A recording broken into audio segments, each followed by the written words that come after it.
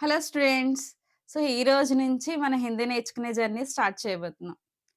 So, అసలు హిందీ నేర్చుకోవడానికి మనకు కావాల్సిందేంటి? ఫస్ట్ మనకి చాలా ఇంట్రెస్ట్ ఉండాలి హిందీ నేర్చుకోవాలంటే. ఓకేనా? మీరు స్టార్ట్ చేశారంటే ఎండింగ్ వరకు ప్రతి వీడియోస్ చూడాలి మీరు. ఇంకొకటి మీకొక బుక్, ఒక పెన్ తప్పకుండా మీ దగ్గర పెట్టుకోవాలి. ఏవైతే మీకు తెలియని వర్డ్స్ ఉన్నాయో, లేకపోతే ఏవైనా మీకు తెలియనివి మీకేవైనా సెంటెన్స్ ఉండొచ్చు. అవి ప్రతీదీ మీరు నోట్ చేసుకోవాలి. రోజు ప్రాక్టీస్ చేయాలి. అప్పుడే మీరు చక్కగా హిందీ నేర్చుకోగలరు, మాట్లాడగలరు. ఓకేనా? సో, మనం ఈ రోజు నుంచి సెషన్ 1 స్టార్ట్ చేయబోతున్నాం. సో, ఆహ్, మనం నేను కొన్ని బేసిక్స్ రాసానిక్కడ. ఆ బేసిక్స్ మీరు నేర్చుకోవాలి. సో, చాలామంది స్టూడెంట్స్‌కైతే ఈ బేసిక్స్ తెలిసుంటాయి. బట్ ఎవరైనా గృహిణీలు అంటే మీన్స్ హౌస్ వైఫ్ ఎవరైనా నేర్చుకోవాలనుకుంటున్నారనుకోండి. సో, వాళ్ళు ఈ బేసిక్స్ నుంచి స్టార్ట్ చేయడం అనేది మంచిది. సో, ఈ బేసిక్స్ ఏంటనేది చూద్దాం మనం. సో, ఇక్కడ చూడండి. మై. ఫస్ట్ మన వర్డ్ ఏంటి? మై. మై అంటే ఐ. నేను అని అర్థం. సో, నేను అంటే ఇప్పుడు మనం ఏదైనా మనం నేను హౌస్ వైఫ్‌నని, లేకపోతే నేనొక స్టూడెంట్‌నని, లేకపోతే నేనొక ఇంజినీర్, డాక్టర్ ఏమైనా చెప్పాలనుకోండి. ఈ మైతోనే స్టార్ట్ అవుతుంది గదా! సో, మై అంటే మీనింగ్ ఏంటి? ఐ. ఇంగ్లీష్‌లో అయితే ఐ అంటారు. తెలుగులో అయితే నేను. నెక్స్ట్ వర్డ్ ఏంటి? తుమ్. తుమ్ అంటే యు. నీవు. అంటే ఇప్పుడు మనం సెకండ్ పర్సన్ అంటాం గదా! మనం ఎవరితోనైతే మాట్లాడుతున్నామో వారిని తుమ్ అని అనొచ్చు. ఎగ్జాంపుల్‌కి చూడాలంటే తుమ్ క్యా కర్తే హో? అంటే నువ్వేం చేస్తుంటావు? ఓకేనా? అలా. అంటే నీవు. ఆప్. ఆప్ అంటే ఇక్కడ చూడండి. తుమ్ అన్నా యూనే, ఆప్ అన్నా యూనే. కానీ మనకి తెలుగులో నీవు, మీరు. హిందీలో తుమ్, ఆప్ అని అంటాం. ఈ తుమ్, ఆప్ అంటే అర్థం ఏంటి? నీవు. అంటే మనకంటే చిన్నవాళ్ళున్నారనుకోండి, మనం తుమ్ అని అనొచ్చు. తుమ్‌తో మనం స్టార్ట్ చేయొచ్చు. లేదు మనకంటే పెద్దవాళ్ళున్నారనుకోండి, వాళ్ళని ఎలా చెప్పొచ్చు? ఆప్ అని సంబోధించాలి. అందుకే ఆప్ అంటే మీరు. సో, మీరు తుమ్ క్యా కర్తే హో? చిన్నవాళ్ళైతే.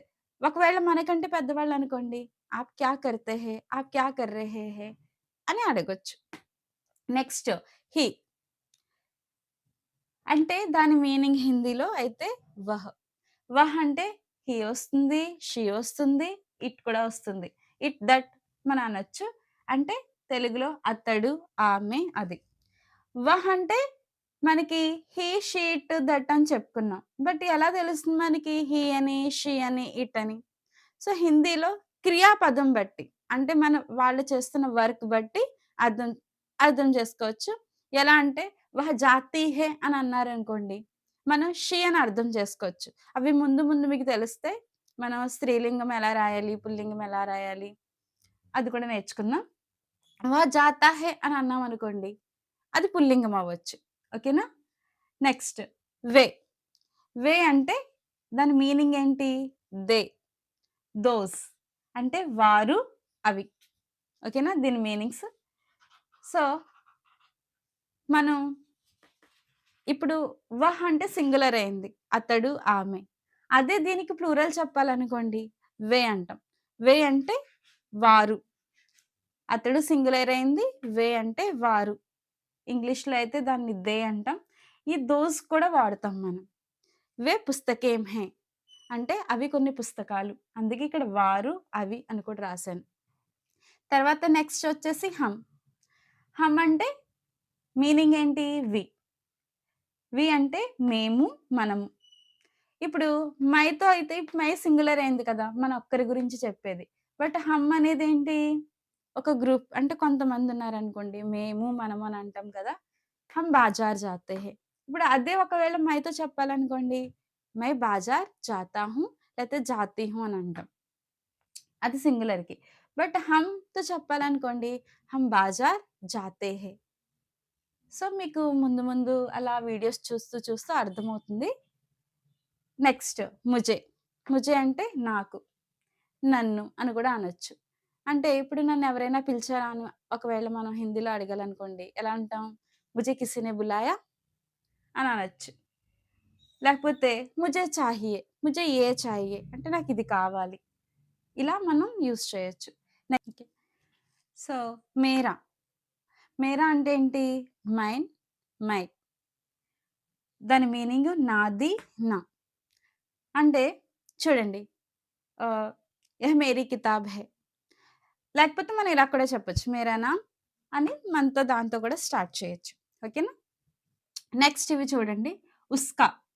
ఉస్కా అంటే హీస్, హెర్ అని వస్తుంది తెలుగులో. ఇంగ్లీష్‌లో అయితే మనం తెలుగులో అయితే తనది అని అంటాం. అంటే యహ్ కితాబ్ యహ్ కితాబ్ ఉస్కీ హై అని చెప్పొచ్చు. తర్వాత ఉన్కా. ఉన్కా అంటే దేర్ వారిది. అంటే మనం పెద్దవాళ్ళది. మనం ఒకవేళ మనకంటే పెద్దవాళ్ళున్నారనుకోండి, మనం తనది, అతడిది అని అనం కదా! వారిది అని అంటాం. So, there. నెక్స్ట్ తుమ్హారా.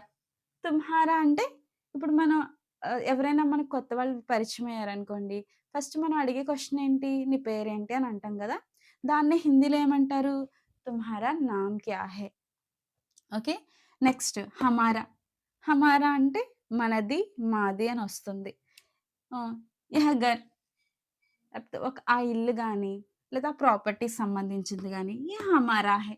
ఇది మాది, మా మనది అని చెప్పడానికి. ఇంకా చాలా సెంటెన్స్‌లో మనం యూజ్ చేస్తాం. నెక్స్ట్ హమే. హమే అంటే అజ్ మాకు, మమ్మల్ని. అంటే ఇప్పుడు మనకేమైనా కావాలి. మాకు కావాలని అన్నారనుకోండి. హమే చాహియే. నాకు కావాలి. చాయి అంటే కావాలి అని. తర్వాత యహ్. యహ్ అంటే దిస్. ఇప్పుడు దిస్ ఈస్ మై బుక్ ఇంగ్లీష్‌లో అయితే. యహ్ మేరీ కితాబ్ హై. నెక్స్ట్ ఏ. ఏ అంటే దీస్ ఇవి. ఇప్పుడు ఒకటి కాకుండా ఎక్కువున్నాయనుకోండి. దానికి ఏ ఏ హమారీ పుస్తకేం హై. లేకపోతే ఇవి మా పుస్తకాలు అని చెప్పడానికి. సో, ఇవన్నీ ఏవైతే ఉన్నాయో మీరు ఒక్కొక్కటిగాను ప్రాక్టీస్ చేయాలి. అట్‌లీస్ట్ దీని మీనింగ్స్ ఏవైతే ఉన్నాయో అవి గుర్తుపెట్టుకోండి. గుర్తుపెట్టుకొని మీరు ప్రతీదీ ఎందుకంటే ముందు ముందు ఈటిలతోనే మనం ఈ వర్డ్స్‌తోనే చాలా సెంటెన్స్ తయారు చేయబోతున్నాం. ఓకేనా? అంటే ఇంకా ప్రతి దాంట్లోనూ ఈ మే, హమ్ ఇవన్నీ ప్రతి మీకు సెంటెన్స్‌లో ఆల్‌మోస్ట్ తగులుతూనే ఉంటాయి. సో, ఈటి మీనింగ్ ఇవి ఏవైతే వర్డ్స్ ఉన్నాయో అవి తప్పకుండా ప్రతి మీనింగ్ మీరు గుర్తుపెట్టుకోవాలి. ప్రాక్టీస్ చేయాలి. తర్వాత మీరు ఎంతవరకు మీకు అర్థమవుతుందా లేదా? లేకపోతే ఇంకేమైనా మీకు ఎక్స్‌ట్రా కావాలా అనేది మీరు తప్పకుండా నాకు కామెంట్ సెక్షన్‌లో మెన్షన్ చేయండి. ఓకేనా? ఓకే. సో, ఇంకొకటేంటంటే మీకు ఈరోజు టాస్క్ ఏంటంటే మీ పేరేంటి? మీరు ఎక్కడి నుంచి చూస్తున్నారు ఈ వీడియో? అనేది నాకు కామెంట్ సెక్షన్‌లో తప్పకుండా మెన్షన్ చేయాలి. Okay. Thank you for watching.